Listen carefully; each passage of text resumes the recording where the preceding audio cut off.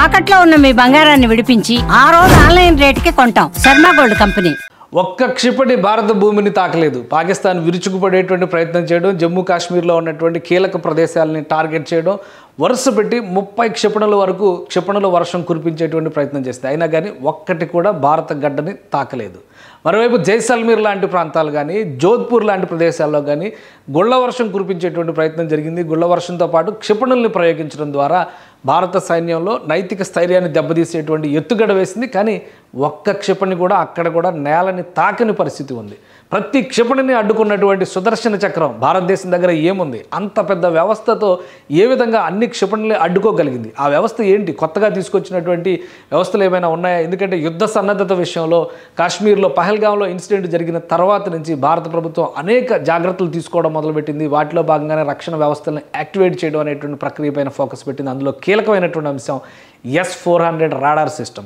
ఇది చాలా కీలకమైనటువంటి అంశం భారతదేశానికి సంబంధించి. ఇది సుదర్శన చక్రం అంటున్నారు. నిజానికి చెప్పాలంటే సుదర్శన చక్రం లాగే ఈరోజు జరిగినటువంటి దాడులు అన్నిటిని కూడా తిప్పికొట్టడంలో ఒక సక్సెస్ఫుల్ వెపన్గా నిలబడింది S-400. అసలు ఏంటి S-400? S-400 ఉన్నటువంటి ప్రత్యేకత ఏంటి? ఒకసారి విశ్లేషించేటువంటి ప్రయత్నం చేద్దాం. ఇది రష్యా తయారు చేసినటువంటి క్షిపణి విధ్వంసక రక్షణ వ్యవస్థ. ఇది భారతదేశం దీన్ని ప్రొక్యూర్ చేసింది. దాన్ని ఎక్స్పెరిమెంటల్గా అనేక టెస్టులు చేసింది. S-300 నుంచి S-400కి అప్గ్రేడ్ చేసింది.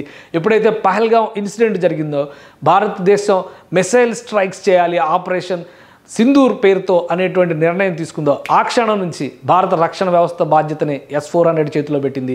సో S-400కి సంబంధించినటువంటి భాగాలను మనం విడిభాగాలను మనం ఒకసారి పరిశీలించేటువంటి చూద్దాం. ఒక UHA అంటే ఒక రాడార్ బేస్డ్ వచ్చేటువంటి మిసైల్ని ట్రాక్ చేసేటువంటి ఒక వ్యవస్థగా దీన్ని రూపొందిస్తారు. ఒక క్యారియర్ వెహికల్ లాగే ఉంటుంది. దీనిలో పెద్ద ప్రత్యేకంగా అంటే ఒక దగ్గర నుంచి ఇంకో దగ్గరికి మొబిలైజ్ చేయడం క్లిష్టమైనటువంటిది లేదా ఇమ్మూవబుల్ వెపన్గా అయితే దీన్ని మనం ట్రీట్ చేయడానికి అవకాశం లేదు. ఇలాంటి వెహికల్ పైన రన్ చేస్తారు. ఇందులోనే ఒక కంట్రోల్ రూమ్ ఉంటుంది. ట్రాకింగ్ అంతా, కోడింగ్ అంతా కూడా రాడార్ సిగ్నల్స్ ఆధారంగా జరుగుతుంది.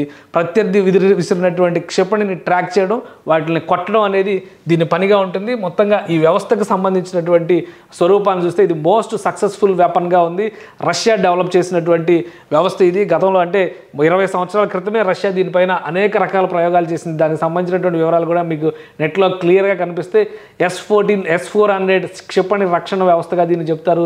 S-300, S-200 సిరీస్ నుంచి స్టార్ట్ అయింది. 2007లో ఇది పూర్తి స్థాయి అప్గ్రేడెడ్ వెర్షన్గా మారింది. దీనికి S-500ను కూడా తయారు చేసి దాన్ని అప్గ్రేడ్ చేస్తూ రష్యన్ మిలిటరీ దీన్ని ఎక్స్పెరిమెంటల్గా ఉపయోగిస్తుంది. ఇప్పుడు రష్యాలో జరుగుతున్నటువంటి ఉక్రెయిన్ యుద్ధానికి కూడా ఇది ఒక కీలకమైనటువంటి రక్షణ వ్యవస్థగా పనిచేస్తుంది. సో మొత్తం మీద ఈ రక్షణ వ్యవస్థని భారతదేశం అమలు చేసిన తర్వాత ఒక అన్స్టాపబుల్ ఆర్మీగా మారిపోయింది.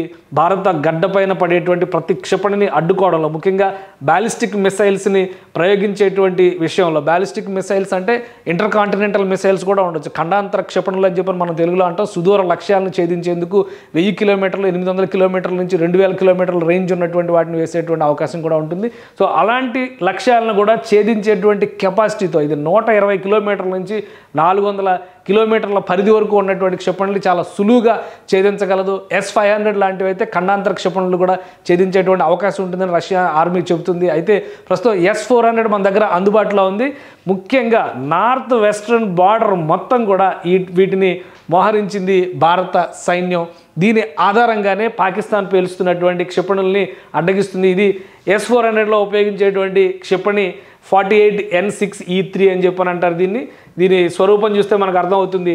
ఒకసారి పుష్ చేసిన వెంటనే ఆకాశంలో వస్తున్నటువంటి క్షిపణిని లేజర్ సిగ్నల్స్ ద్వారా ట్రాక్ చేసి టార్గెట్ని ఫిక్స్ చేసి దాన్ని గాల్లోనే ధ్వంసం చేయడం అనమాట. అంటే నేల మీదకి రాకుండా ధ్వంసం చేయడం. మహా అయితే విరిగిపోయిన శకలాలు మాత్రమే నేలపైన పడతాయి. సో ఆ స్థాయిలో దీన్ని ఒక విధ్వంసక క్షిపణిగా గుర్తిస్తున్నటువంటి పరిస్థితి ఉంది. ఇక దీని కంట్రోలింగ్ సిస్టమ్ మొత్తం కూడా ఇలా ఒక కమాండ్ కంట్రోల్ రూపంలో చూస్తారు. ఈ కమాండ్ కంట్రోల్లో మొత్తం కోడింగ్ అంతా ఫిక్స్ చేసి ఉంటుంది. దాని ఆధారంగా ఇక్కడ ఇచ్చేటువంటి సిగ్నల్స్ ఆధారంగానే ఈ S-400 వ్యవస్థ పనిచేస్తుంది. నిజానికి మన దగ్గర ఒక 2 రకాల అస్త్రాలు ఈ యుద్ధంలో కనిపిస్తున్నటువంటి 2 రకాల అస్త్రాలు చాలా క్లియర్గా ఉన్నాయి.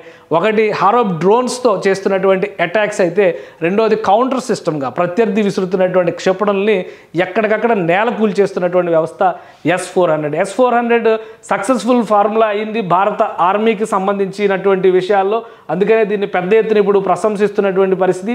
జమ్మూ కాశ్మీర్లో ఎట్టి పరిస్థితుల్లో మొదటి కవ్వింపు చర్య పాకిస్తాన్ జమ్మూ కాశ్మీర్లోనే చేస్తుంది కాబట్టి S-400ని అక్కడే ముందుగా మోహరించింది భారత సైన్యం. అక్కడ సక్సెస్ఫుల్ ప్రయోగాలను కూడా చేసింది.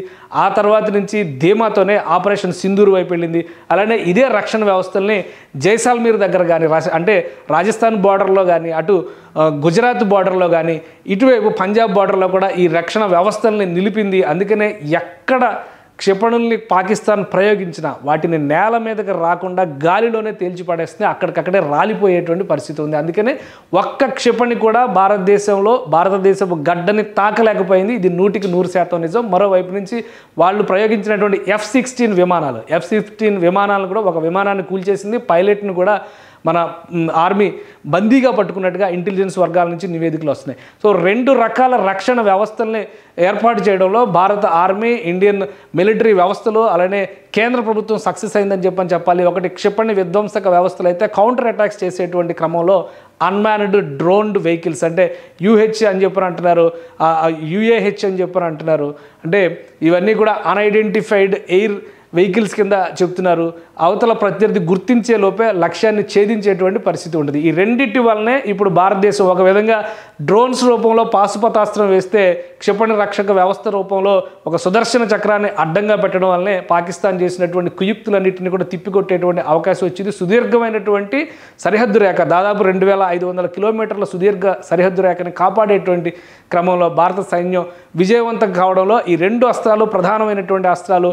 హార్ప్ డ్రోన్కి సంబంధించినటువంటి కూడా మనం ఒకసారి తెలుసుకోవాల్సినటువంటి అవసరం ఉంటుంది. ఎందుకంటే ఈ ఆయుధాలను ప్రయోగించడంలో కూడా చాలా కీలకమైనటువంటి పాత్ర పోషించింది భారతదేశం. ఇది హారోప్కి సంబంధించినటువంటి డ్రోన్ వ్యవస్థ. ఇది అన్మాన్డ్. ఇది కూడా ఒక 1000 కిలోమీటర్ల రేంజ్ వరకు 23 కిలోల పేలోడ్స్ని, వార్ హెడ్స్ని తీసుకుని వెళ్ళి 400 కిలోమీటర్ల వేగంతో, గంటకు 400 కిలోమీటర్ల వేగంతో ఇది లక్ష్యాన్ని ఛేదిస్తుంది. దాంతోపాటు తనని ఫాలో అవుతున్నటువంటి క్షిపణుల్ని మిస్గైడ్ చేయడం ద్వారా లక్ష్యాన్ని ఛేదించడం దీని ప్రత్యేకత. సో ఇది ఒక పాశుపతాస్త్రం లాగా భారత సైన్యానికి పనిచేసింది.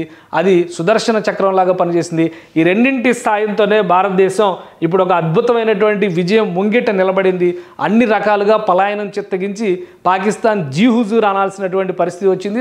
పాకిస్తాన్కి చెందినటువంటి రాజకీయ నాయకత్వం అంతా దేశం వదిలి పారిపోతుందనేటువంటి సమాచారం వచ్చింది. మరోవైపు నుంచి ఉన్నతాధికారులందరూ కూడా తమ విధుల నుంచి దూరంగా పారిపోతున్నారనేటువంటి సమాచారం వస్తుంది. ఉక్కిరి బిక్కిరి అయ్యే విధంగా INS విరాట్ కరాచీ పైన చేసినటువంటి భీకరమైనటువంటి పోరు, మరోవైపు యుద్ధ విమానాలతో జరిపినటువంటి గస్తీ, ఇటువైపు నుంచి చూస్తే క్షిపణి విధ్వంసక రక్షణ వ్యవస్థలతో భారతదేశం చేసినటువంటి మంత్రాంగం, మరోవైపు నుంచి జాతీయ స్థాయిలో, అంతర్జాతీయ స్థాయిలో, ప్రధానంగా అంతర్జాతీయ స్థాయిలో హై అలర్ట్ని తీసుకొచ్చారు. అంతర్జాతీయ స్థాయిలో దౌత్యపరమైనటువంటి సమాలోచనలు జరపడంలో అన్ని విధాలుగా కూడా పాకిస్తాన్ని అష్టదిగ్బంధనం చేసింది. ఇక మీదట పాకిస్తాన్ గడ్డ మీద నుంచి సీమాంతర ఉగ్రవాదం అనేటువంటి మాట వినకుండా ఈ సుదర్శన చక్రాన్ని, ఆ పాశుపతాస్త్రాన్ని ప్రయోగించడంలో భారతదేశం సక్సెస్ అయిందని చెప్పని భావించవచ్చు. సుమన్ టీవీలో మీ పర్సనల్ అండ్ బిజినెస్ ప్రమోషన్స్ కోసం కింది నెంబర్కి కాంటాక్ట్ చేయండి.